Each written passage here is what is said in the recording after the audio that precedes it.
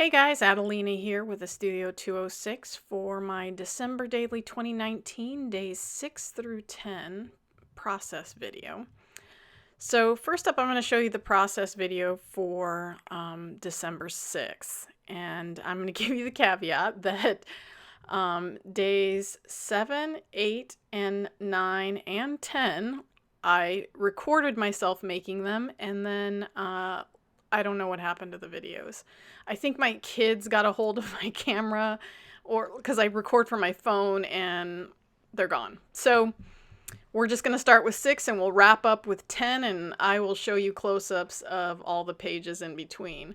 So for this first page, I'm showing the slider that I made using a lawn fawn die set that I'll link below, that is typically used. It's made for cards, but I saw Amy Gretchen do a slider on one of her stories, I think it was, or someone, I saw it somewhere, but I know that the idea of doing a slider in December Daily, Amy Gretchen kind of sparked that idea for me. So I immediately thought of this die set that is by Lawn Fawn. And so the slider itself, when I was creating this page, came together great. But when I started to add the photographs to this, the thickness of adding a layer of photographs onto this slider posed a huge issue for the way it functioned. You see me here struggling, trying to get that picture in there, and I can't figure out what is going on with that mechanism. And then I just finally gave up trying to trim it down and fit the picture in there, and I ended up just ripping it open, carefully mind you, so that I could put it back together. But I mean, I struggled with this for a good 5 minutes trying to make it work, and then finally gave up and just ripped it open. So I had to actually take this apart to make it work. And so here you see the mechanics of this lawn fawn die. You guys, it was such a mess. It was so frustrating because I thought this was going to be so easy. I thought I was just going to pop the pictures in, the slider was going to work, and I was going to be good. And that is not at all what happened. So after messing with it a few times, taking it apart, reapplying it, closing it back up, I managed to get it to work again. But now that I know that it doesn't work that easily with that many layers, next time I use this in an album, which I think I'll use it again. I like the concept of it. I will put it together with the photos all at once so that I don't have to rip everything apart. It was such a mess. It was such a mess. And so the photograph that I'm using for the front of it, so this day is the day that we decorated our Christmas tree. And we have this running joke in our family that our youngest, who is 7 right now, so it's not a big deal that my husband lifts him up to put the star on top. But our running joke is that we're going to have him do it for as long as he lives at home. So we have this visual of him being 16 years old and my husband lifting him up to put this star on top. And so it is the one thing that we sit around the tree laughing about every year. We started doing this with him as soon as he could hold the star, and it just became a running joke. And every year that he gets bigger, it becomes funnier and funnier to us. So I love that I was able to capture this moment in the album so that as we go through the years, we'll be able to reflect on how he put that star on top of our tree every year. And here I'm just adding a little bit of glitter to the stars. I'll provide a link for that glitter pin as well. It's something that I use on my cards often. And so moving on to day 7, which I don't have a video of, but it was a fun one-on-one date, a rare occasion for us with our oldest, and we went out to get bubble tea, which she loves. And then day 8, we tried a new restaurant, which if you live in Seattle, Lazy Susan. It's Korean and Mexican food, odd combination, but it was super good, super fun interiors, and Corexican is the term that they use on their website, but really good food and in a great location in Lower Queen Anne. For day 9, I'm documenting just a moment that I took in our living room early in the morning, just some quiet time enjoying my coffee in one of my favorite Christmas coffee mugs. So here's a quick recap of where we are now.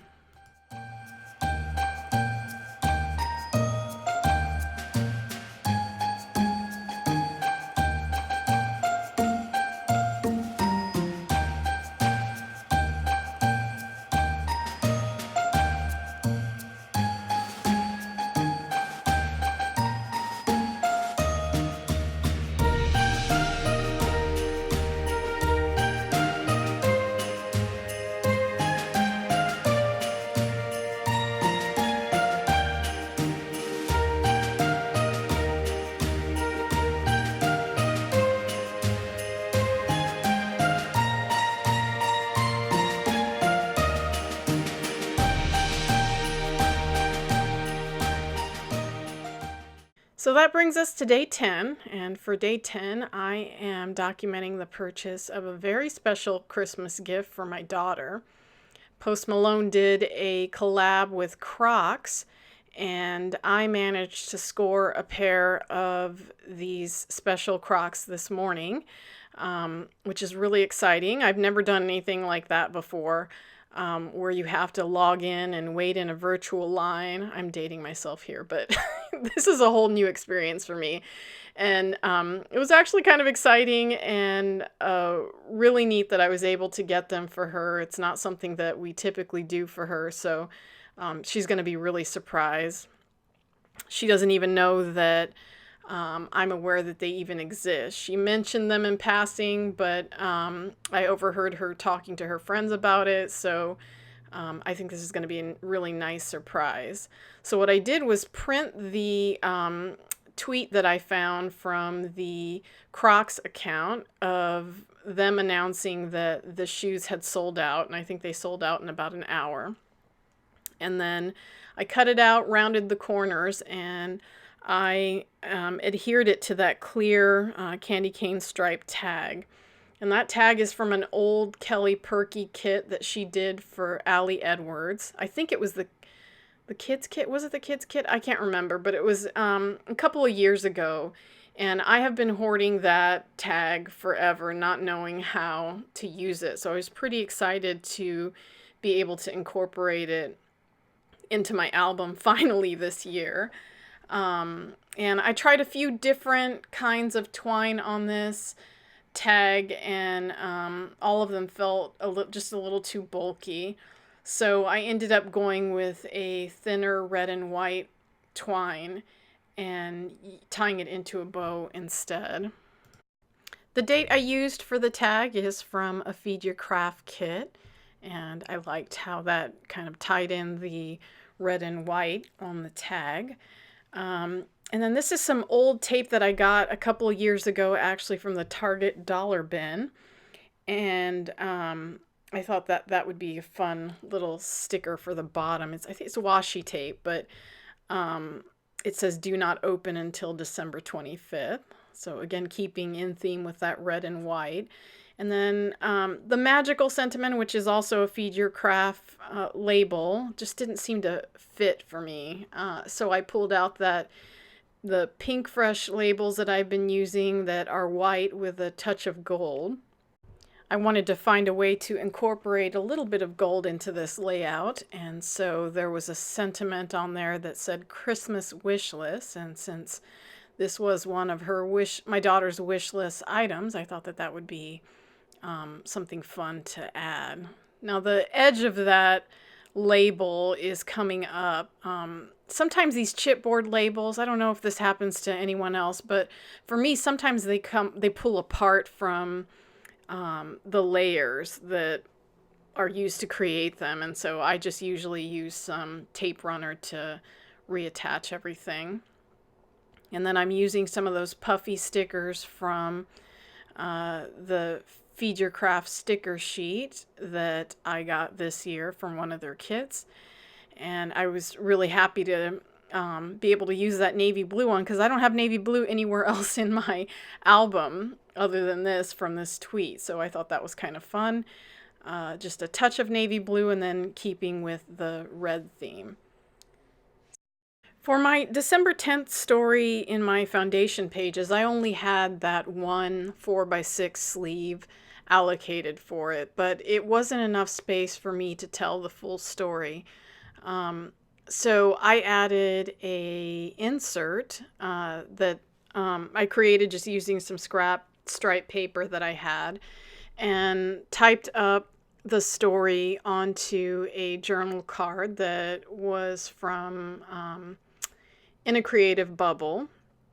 And then I printed up the screenshot that I took of myself waiting in line to get the shoes, and then a screenshot of the purchase, so that my daughter can kind of see how that process was and reflect on that a little bit after Christmas. I tucked the journal card and the 3x4 printouts that I had into a glassine sleeve that I had in one of my drawers. I don't even know where I got this from. I have a stack of them that I've had for a few years, and I just trimmed it down so that the top of the journal card and the other two 3x4 printouts stuck out from the top, so they'd be easy to pull out. And then I went through my stickers to see what I could put on the front of that would kind of reflect what this story was about. And I went with a present, because it is about a gift that I'm getting. Then I pulled out those Pink Fresh Studio chipboard stickers again, and used one that said "Do not open until December 25th."